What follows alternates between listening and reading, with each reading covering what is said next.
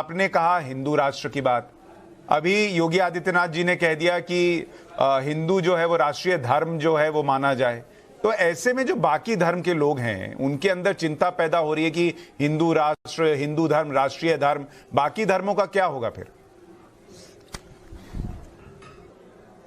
और हिंदू राष्ट्र का मतलब है सर्वधर्म समन्वय। हिंदू राष्ट्र का मतलब है सामाजिक समरसता। हिंदू राष्ट्र का मतलब है प्रत्येक धर्म का रहना। हम हिंदू राष्ट्र का मतलब ये नहीं कि केवल हिंदू रहेंगे।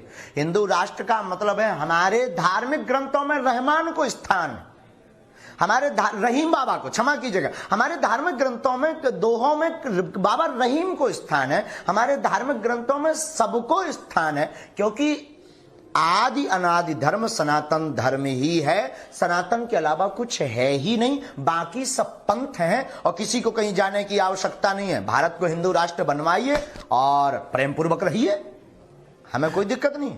तो ये जो हिंदू राष्ट्र बनेगा महाराज जी, वो अभी के राष्ट्र से कैसे अलग होगा? हिंदू राष्ट्र बनेगा नहीं, अभी के केवल भारत हिंदू राष्ट्र है, इसको घोषित करना है। रहेगी चीजें ऐसी, हिंदू राष्ट्र घोषित होगा तो भगवान राम जी रहेंगे। हाँ, कोई बुराई, कोई वैमनस्यता नहीं, कोई दंगा नहीं, कोई वैचारिक भेद नहीं, कोई पंथ भेद नहीं। आप इतना स्पष्ट बोलते हैं कि लोग घबरा जाते हैं।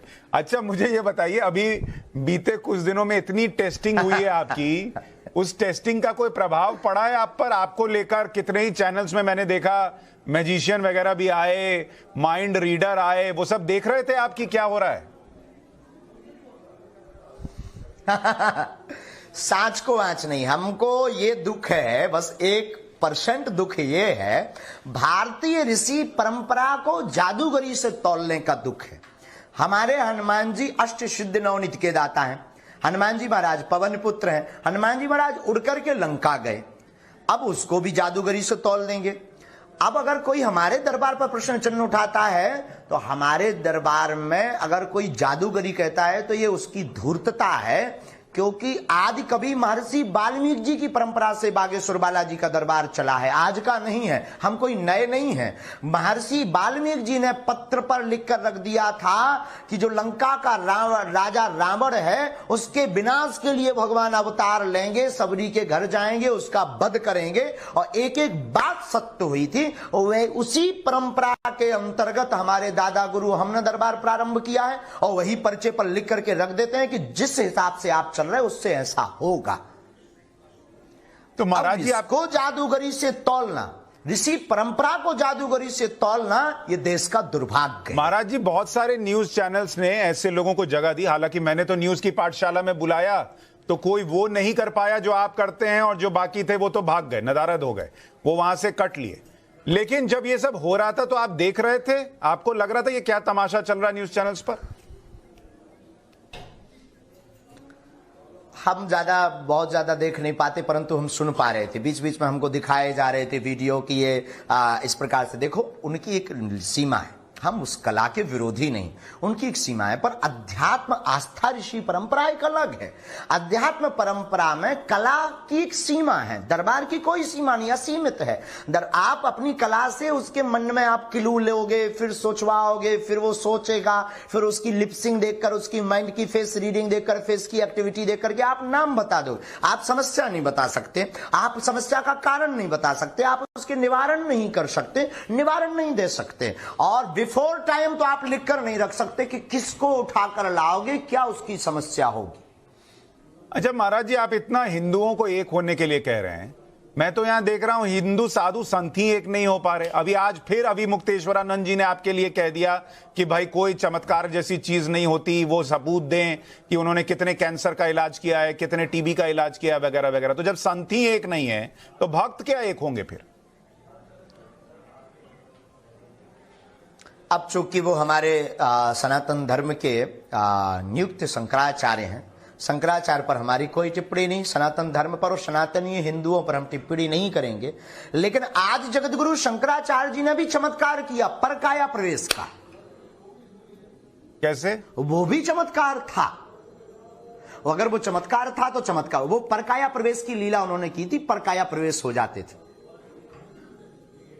तो आप उनके लिए वो आपके लिए कुछ भी कहें, आप उनके लिए कुछ नहीं कहें। चमत्कार था और भारत में बहुत से संतों ने किया है, हम नहीं कहेंगे, हम नहीं कहेंगे। वो हमारे लिए बोले, उनकी मत भावना है। वहां पर हमने आदि जगत गुरु शंकराचार्य जी की इस लीला को पढ़ा है, गुरु मुख से भी सुना है कि पर काया प्रवेश, और बहुत से संतों ने चमत्कार किया। देवराहा वाले बाबा ने चमत्कार किया, नीम करोली वाले बाबा ने चमत्कार किया, सूरदास जी ने चमत्कार करके दिखाया कि भगवान आज देखे रही सखी आज हरि नंगम नंगा।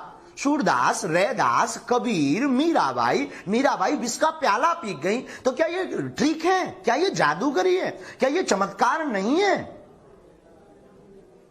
महाराज जी एक आखिरी प्रश्न आपसे पूछूंगा। किसी को अगर देखना है तो बागेश्वर धाम आना चाहिए, लेकिन हम संतों पर कोई जी।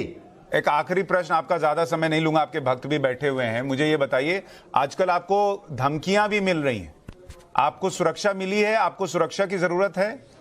बहुत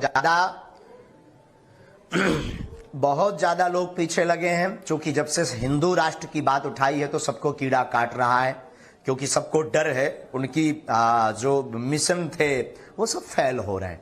लेकिन प्रत्येक सनातनी हिंदू पूरे भारत में अलख प्रारंभ होगी। हमें अपने इष्ट पर, अपने बालाजी पर भरोसा है, जो बागेश्वर बालाजी की गद्दी की परंपरा है कि कार्य पूर्ण होगा। और धमकियों के लिए तो साधु संत के तुम रखवारे हमारे हनुमान जी हैं, लेकिन हमें अपने संविधान सरकार पर भी भरोसा है। वो व्यवस्था करेंगी, धाम की व्यवस्था करेंगी, भक्तों की व्यवस्था करेंगी और भारत के प्रत्येक हिंदू की सुरक्षा करेंगी। अच्छा महाराज जी, जाते जाते जो लोग दिग्भ्रमित हो गए और रामचरितमानस का अपमान कर रहे हैं, उनको रामचरितमानस के ही किसी श्लोक से आप कोई संदेश देना चाहेंगे? रामचरितमानस एक अद्भुत शब्द है।